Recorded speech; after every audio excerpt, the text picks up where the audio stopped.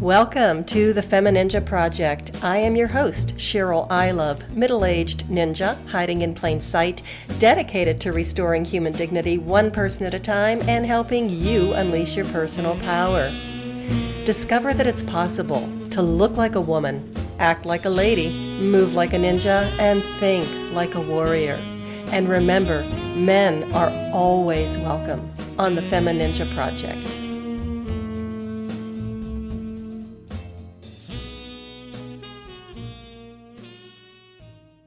Welcome to another episode of the FemiNinja Project. And I love to be able to inspire people to achieve new heights and try new things. And I have the most fantastic guest with me today. His name is Brooke Chesnut. He is a keynote speaker, a business consultant, and he actually spent 38 years in corporate America, and he is now bridging the generation gap in the workforce from the greatest generation to the latest generation. So, Brooke, welcome to the show. Thank you so much, Cheryl. I am happy to be here and look forward to having a wonderful conversation with you. I really appreciate it. And you just have such an amazing story to tell in so many levels. So I want you to just tell us a little bit about your story. Okay, and I can give you an idea of where I grew up and how did I get to where I am today. Is that a good place for us to start? It's always a good place to start. Because I was very, very fortunate. I was born and raised and grew up in Northern California, just north of San Francisco in Marin County, and grew up there in the 60s and the 70s. And it was just absolutely wonderful. And my mom and dad had a house up in the Sierra Nevada in the Lake Tahoe area where I learned to ski when I was very young, at 3 years old. Oh. And so it was just really a wonderful way and time to grow up. And then tragically, my dad passed away when we were seniors. I'm a senior in high school, and everything just kind of broke up. And so I stayed in Marin County to attend junior college after high school because I didn't know what I wanted to do. And I walk through this counseling office, and I see this brochure for the University of Colorado in Boulder. And I thought, wow, that looks pretty cool. And so I decided that I would transfer all my classes to CU if they would take me, which they did. And I would go out to Boulder and finish college, and then, of course, come back to the wonderful place we call Marin County, California. Well, first of all, I just want to say I'm so sorry to hear about your dad. Yeah, it was tragic, but you gotta move on. And right. Dad did so much for us while he was here, and so it was a big hole in our hearts for a while. But I think over time that my family has benefited from this, and I feel like my brothers and I have benefited as well. I also have a twin brother. Didn't know if that was should be part of the story, but what's so interesting is that we are completely fraternal. We are so different. It is amazing. Interesting. Because I went to Boulder, Colorado for college, and he went to West Point. Oh dear, that is different. Yeah. So we lead different lives completely, but here we are in our early 60s, and we are as close as ever. It's fabulous. Nice. Now, when you did go to Boulder, what were you studying as a major? I was pre-med. Oh, I didn't know that. Yeah, pre-med. Wanted to be a doctor like my grandfather and my great-grandfather. I would have been third generation to be a doctor, and took all the prerequisite courses at the junior college. They transferred me, and then when I got to CU, I just got my head handed to me. It was so difficult. So I didn't last in the pre-med world, but got a biology degree and really moved to Boulder because I wanted to ski, and I wanted to just enjoy being a skier and living in a new place. But I ended up attending one summer semester at CU, and that is what did it. And I have been here in Boulder for just over 40 years. Congratulations. Yeah, it's been wonderful. Raising families and just continuing to ski and stuff, and watching my daughters grow and my granddaughter. So, do you still ski? Oh, yes. You really do love the mountains, don't you? I do. I do. And I think being raised in California with our cabin in the mountains and skiing and hiking in the summer was really great. And the fact that I came to Colorado, I wasn't even thinking about this, but I get here and I meet some of these young guys back in the early 80s that want to climb these 14ers. And I go, what the heck is a 14er? And who would want to climb one? Exactly. And they took me out to Grays and Torreys, which a lot of people know. Mm-hmm. And as soon as I got to the top of one of them, I think it was Grays at first, it was like an addiction to a drug. I was so overwhelmed and so, again, I'm getting chills talking about it right now, but it really connected with me, captivated me. And ever since that day, which was, I believe, in 1984, I have climbed all the 55 14ers in the state of Colorado. So, Brooke, was it the sense of accomplishment? Was it the experience of, because it's kind of brutal. And I know they say Grays is an easy one. And I did summit it once. I've climbed it twice, only summited once. And I thought, okay, I'm done now. I'm not going to do this again. Or was it the view, or was it the camaraderie with the people that you were climbing with? What was it that just really gripped your heart? Great question. And I believe everything that you just said there, blend that all together. Okay. It was the camaraderie, the conversation, the connection of walking up the trail and just enjoying being out there. There's not many people back then. And then you get to the top and there's this euphoric feeling in the view and the accomplishment. And it just connected to my inner soul for whatever, that's all I can explain. And then I look to my right and there's another one there called Torrey's. And we went down and climbed that one. And that's when I knew, we got to continue doing this. But, you know, I had a very young family and I couldn't be away too long. So I had to be respectful of that. But to answer your question, Cheryl, it is just a combination of so many things that I feel have really shaped my life and have shaped the future that I had no idea I was going to have climbing these 14ers in Colorado. So then when did you get into corporate America? And how was that transition? Well, you know, when you go to Boulder, Colorado and attend college there, you got to work somewhere to pay some bills and, you know, be responsible. So I worked in restaurants in Boulder, which there are plenty. Mm-hmm. And one evening, I had two gentlemen in ties sitting down at my table, and I just went into my regular, you know, launch and pitch and passion about the dessert special.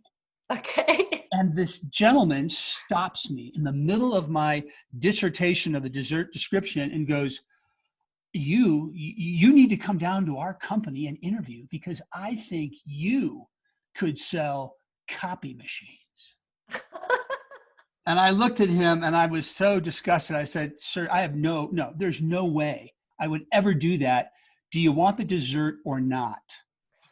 And of course, they both ordered the dessert, came back two more times and convinced me to leave the restaurant industry that I truly loved and did very well at to be a copy machine salesman on the streets of Denver in the early 1980s. Wow. It was the most difficult and arduous task for me to make this transformation. And I just got killed. I just got brutally murdered out there.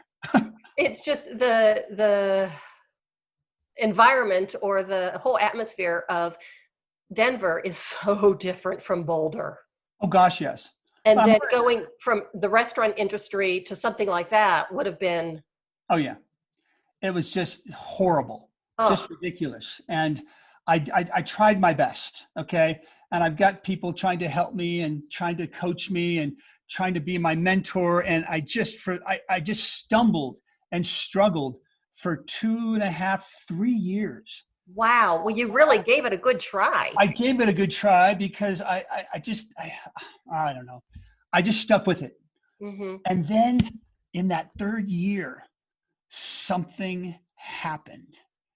And I met one of our dealer principals and, you know, they taught me a valuable lesson. They said, you know, Brooke, this thing that we've been doing for so long, it's called sales.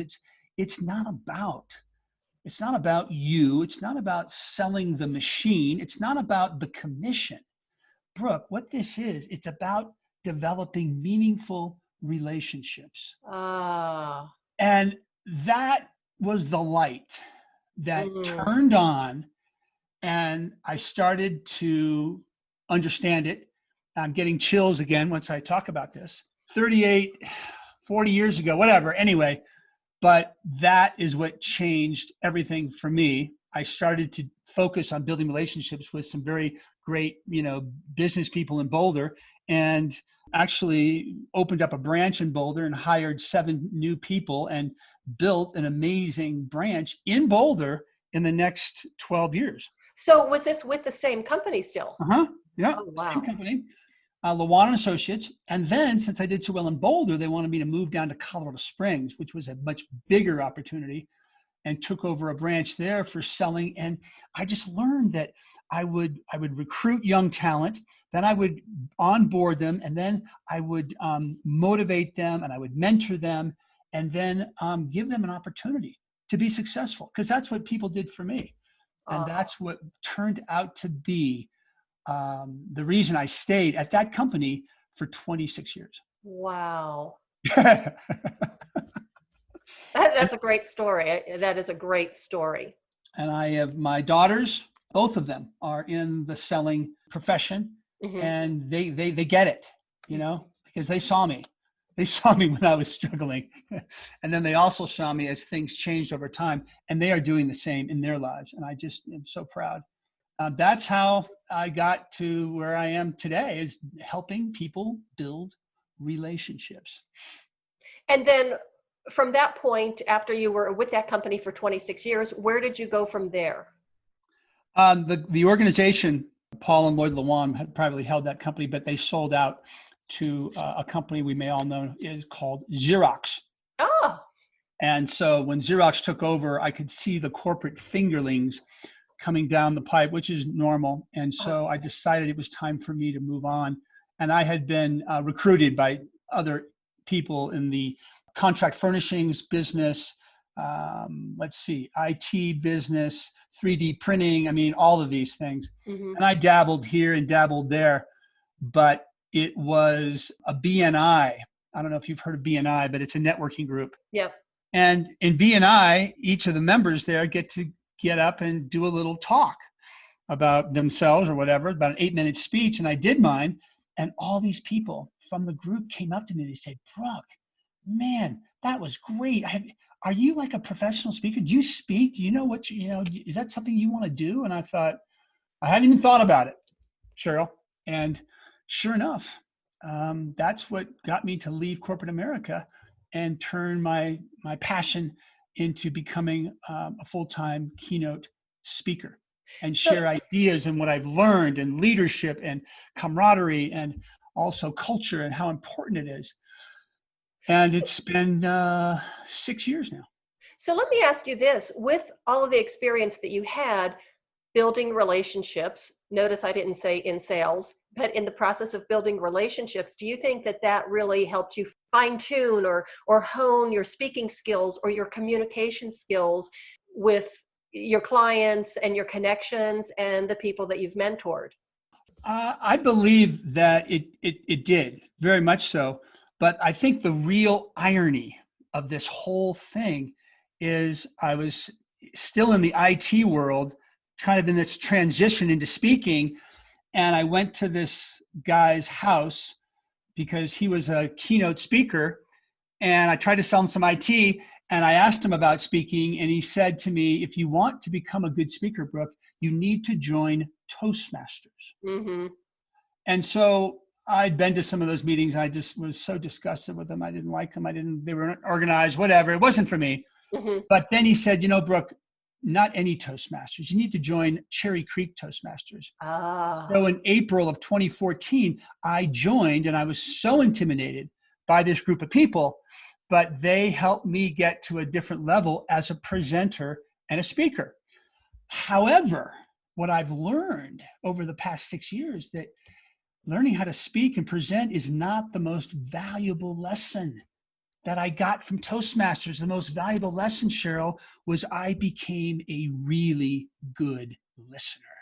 Ah. And that was the magic moment. And my daughters even came to me and they said, Dad, when did you get so chill?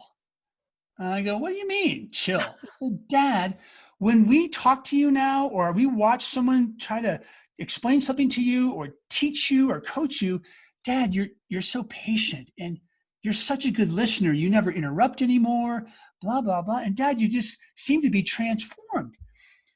And I put my hand over my heart and I said, you're right. You're absolutely right, girls, because I have, because of Toastmasters, become a much better listener. And that has created deeper, more meaningful relationships and has allowed me to expand my network and help others do the same. Excellent. So you didn't even realize that that transformation had taken place? I really hadn't. And the reason my daughters said that to me, because they said, Dad, you never did that when we were growing up. You were always in a hurry, always waiting for us to finish so you could reply, not understand, and then just move on. And to watch you today, Dad, is so amazing with how you listen, not only to us, but to everyone around you. So if I can say something in your defense, that I'm sure when they were younger, you had an awful lot on your plate. And there is a lot of pressure in raising kids and you've got to get stuff done. There's a lot of responsibility. So I'm just in your defense. Thank you.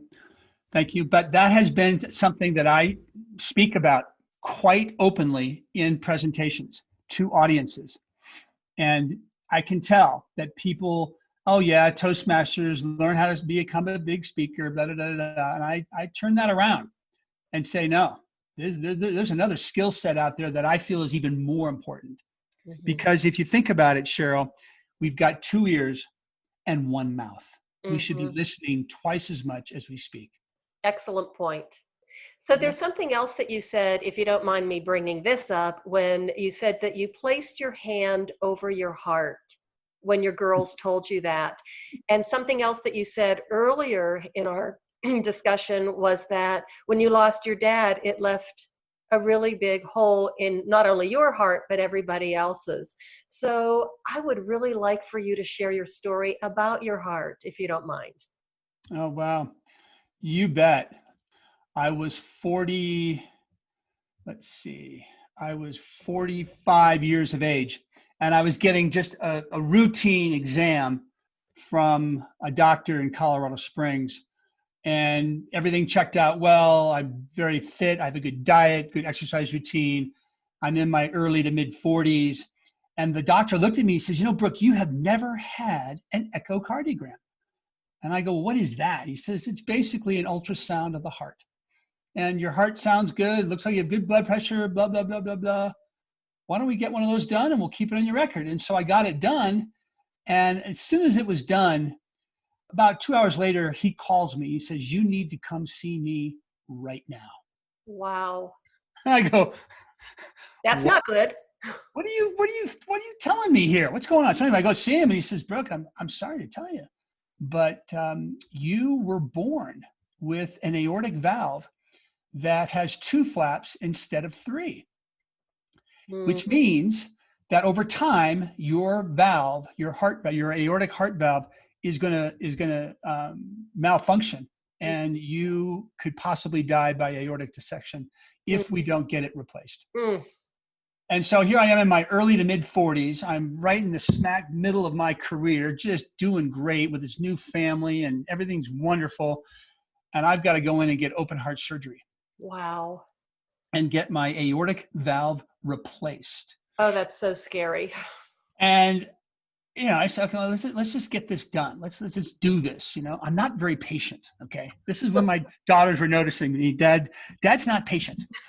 And so, they get it done and they give me my new valve, and the doctor researched it and said, instead of getting a mechanical valve, which requires Coumadin the rest of your life, he researched it and they put in a bovine valve that he said would last at least 20 years before it needed to be replaced. Well, in November of last year, 2019, I started having some difficulty breathing, sleeping, noises, whatever it was. I knew something wasn't right Mhm. with my heart. And sure enough, I went to see a doctor, and they took my vitals and checked me out, and they said, "Oh boy, we need to get you into surgery as soon as possible, Mm. because your valve, not only is your valve failing, Brooke, but you also have an aortic aneurysm." Oh, So what they have to do is cut out about 2 inches of the aortic vessel and replace it with a, oh, a fabric that should last me the rest of my life. And it was a 5.5 hour surgery. And they took me out of there into ICU, and I recovered there with my daughters being there.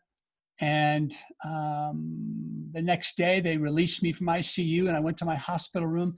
And I believe this is where my daughters really started to see how dad had changed from being 45 to 62. So what was that, 18 years mhm. that dad had really changed. And he was listening to his nurses and his experts and his dietitians and all these folks that were helping me recover from the surgery at 62 years of age. Mhm. And sure enough, I was released in 4 days.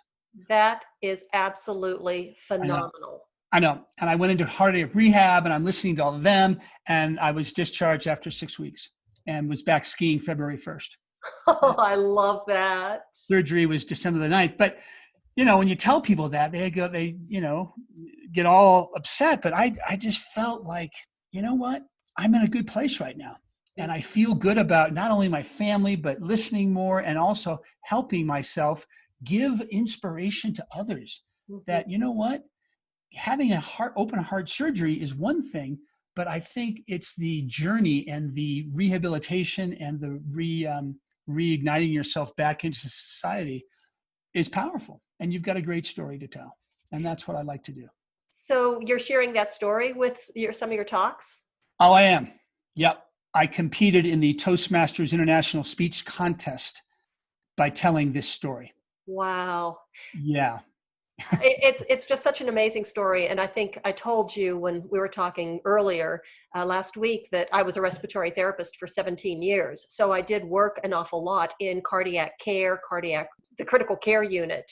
But it just goes to show you how much mindset, determination, and the willingness to be able to listen to, what you're being told as far as your rehab makes such a difference. And having that strong connection with your family and just that positive attitude just makes so much difference. It really does. It made a huge difference. And the nurses that would come into my room, and they'd look at my chart, and then they'd look at me, and then they'd look at my chart, and they go, "You are not what I was expecting, seeing what they did to you and what your chart says, Mr. Chesnut." I didn't say much, but yeah, I just knew. And then, of course, the rehab folks were just like, "Dude, how can you do this?" And so here I am feeling better than I ever have.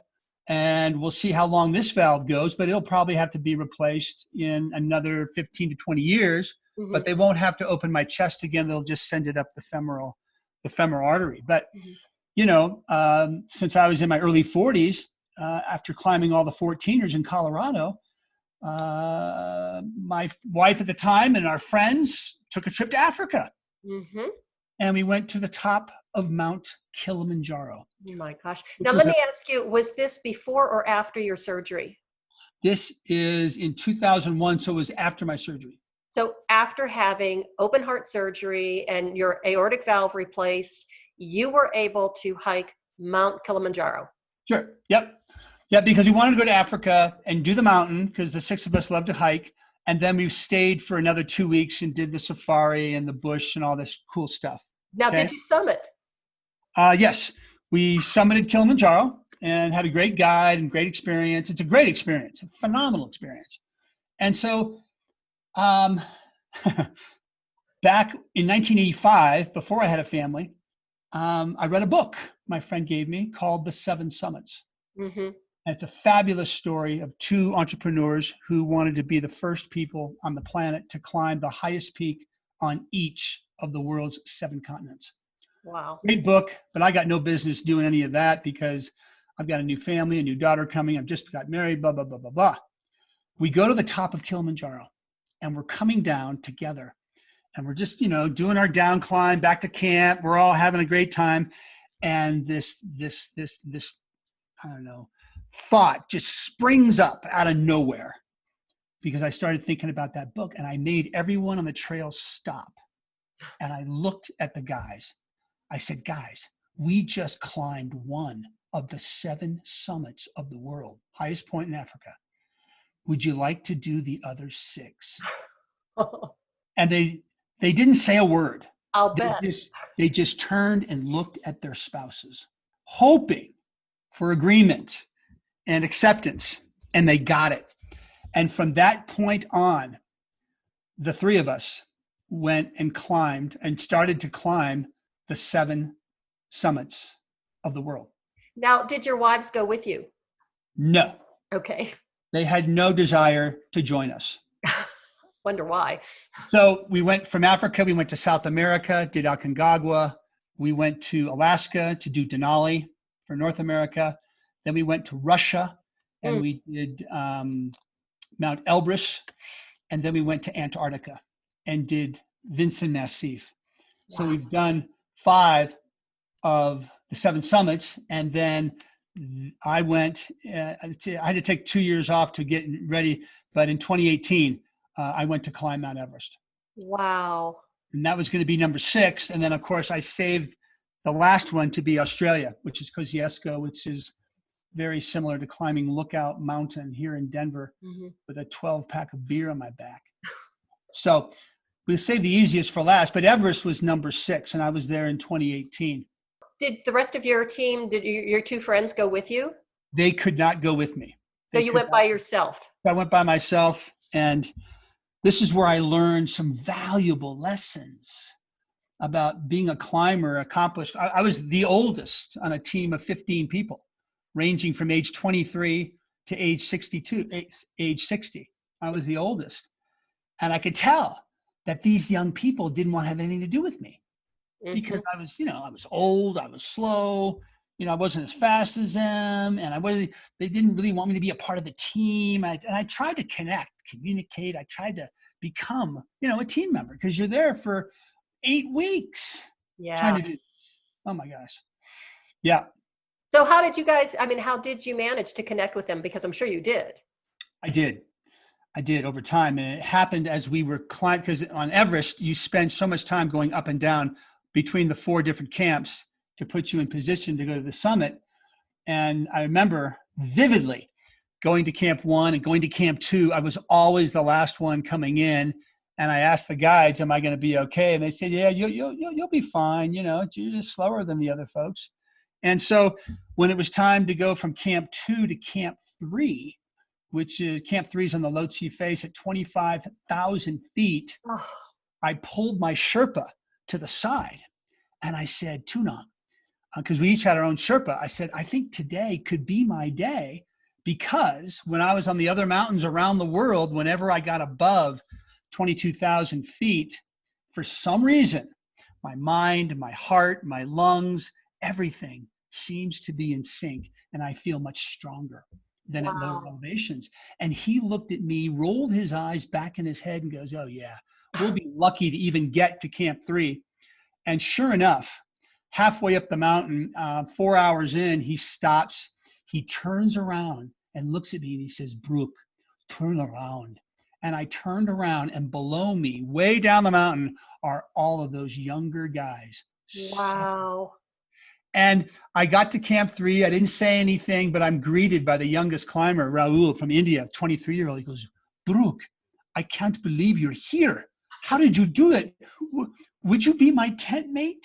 Aww.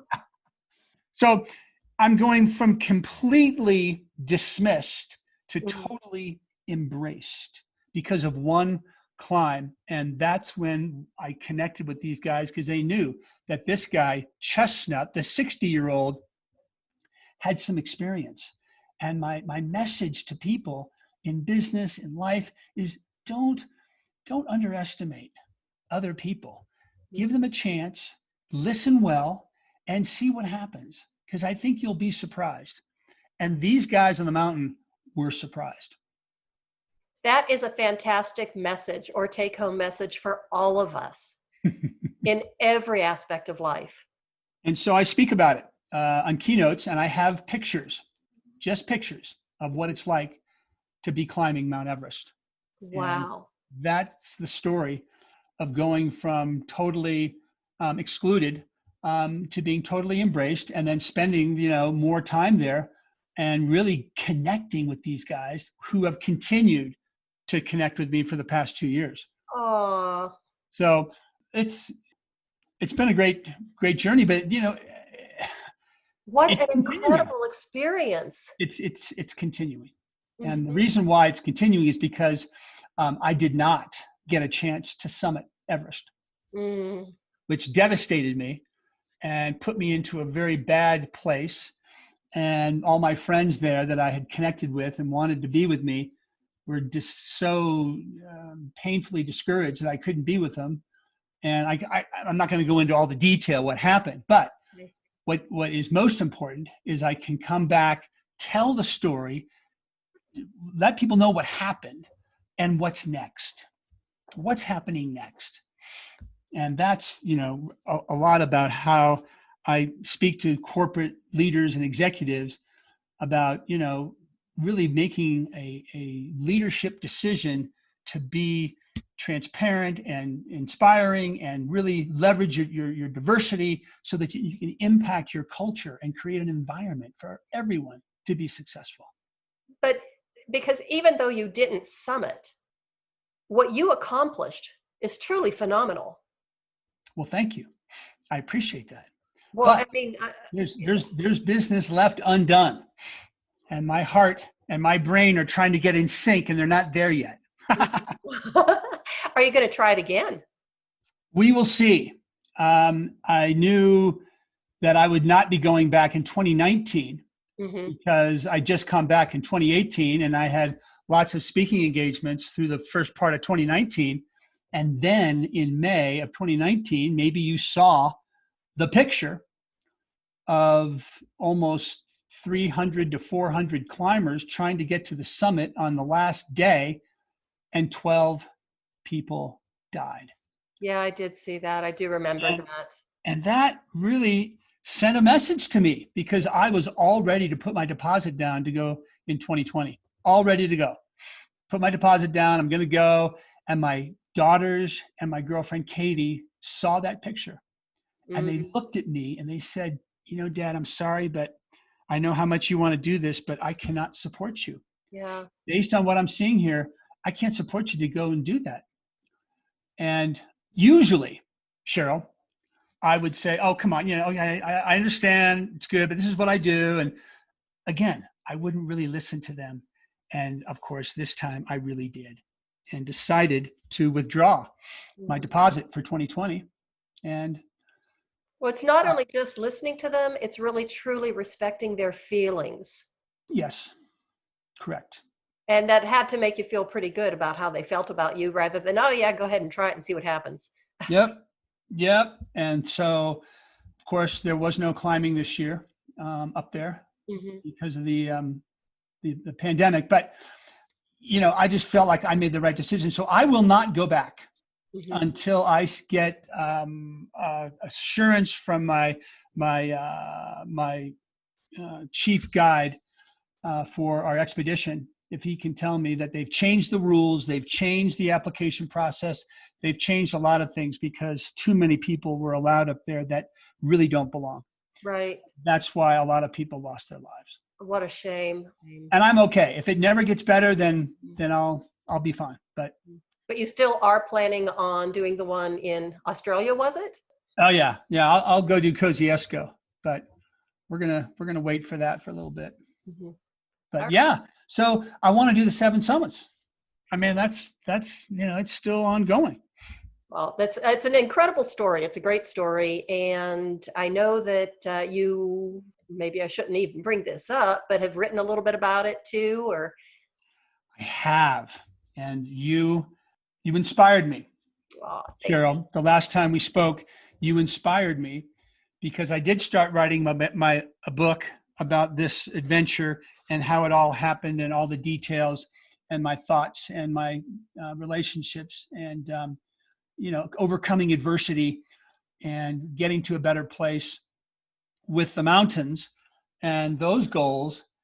But you inspired me to perhaps maybe go back and look at what was happening, with my heart surgeries and these hospitalizations and how I overcame that and why that was such an instrumental part of where I am today. Oh, well, thank you. And I'm so glad that you're talking about it, on the show, because I think that people really need to hear that. It's such an amazing and inspiring story of recovery, determination, and, just never giving up. And that truly is the spirit of the warrior and the ninja. It's mindset. Yes, it is, but it's taken a long time. Yeah, well. And I want to help these young, talented people who are impatient, who are connected to a device, and that's all they want to do as far as communication, and help them with the belly button to belly button communication, but also give them tips and ideas so that they can provide leadership as they get older. Because in the next 5 years, the demographics in the workforce will be so different than it is today.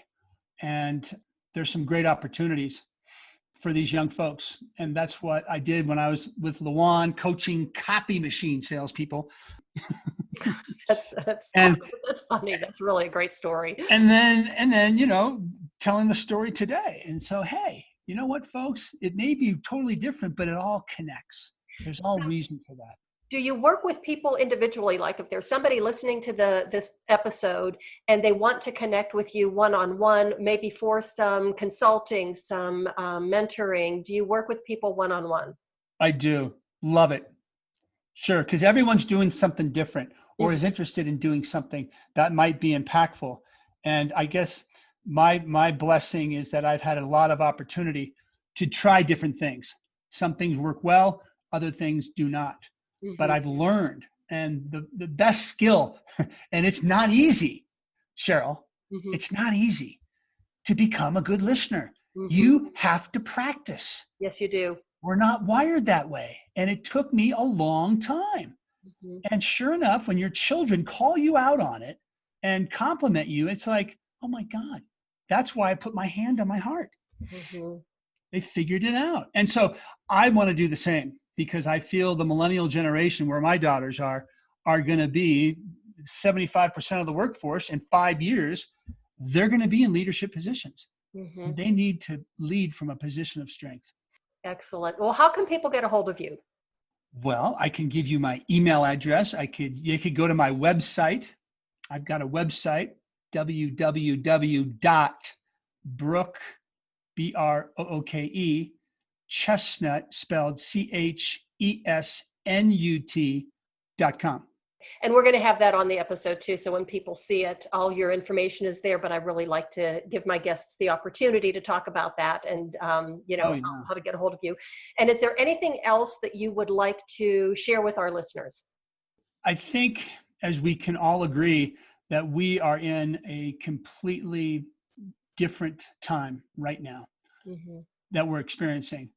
And I feel one of the things that I have learned from this pandemic that was started a few months ago is it has allowed me to sit back and connect with a lot of people that I kind of lost track of.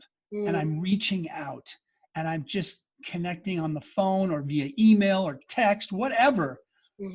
But it's this little piece of in my mind that says, Brooke, you haven't talked to so-and-so, just reach out to them and make sure they're doing okay.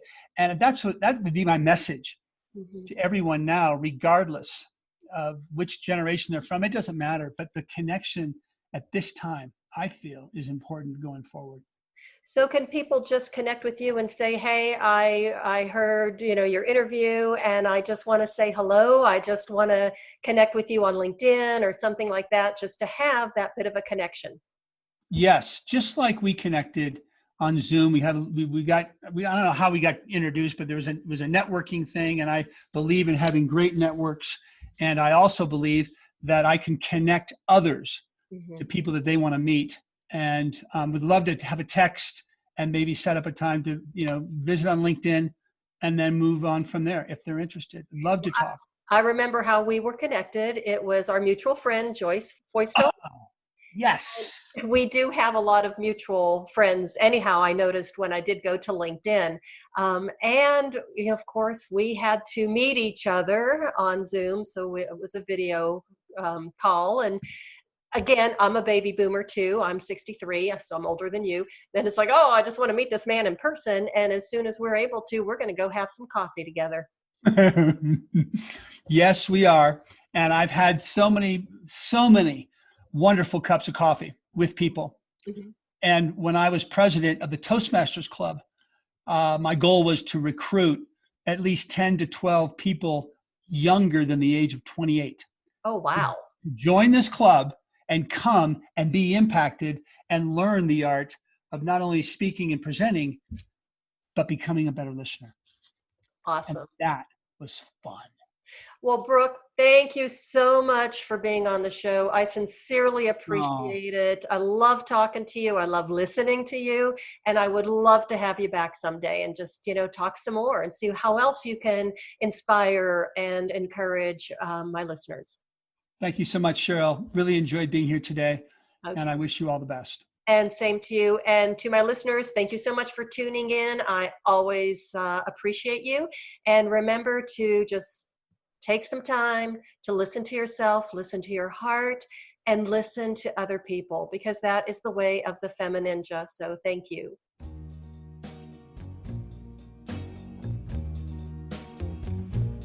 And that's a wrap on another episode of the FemiNinja Project.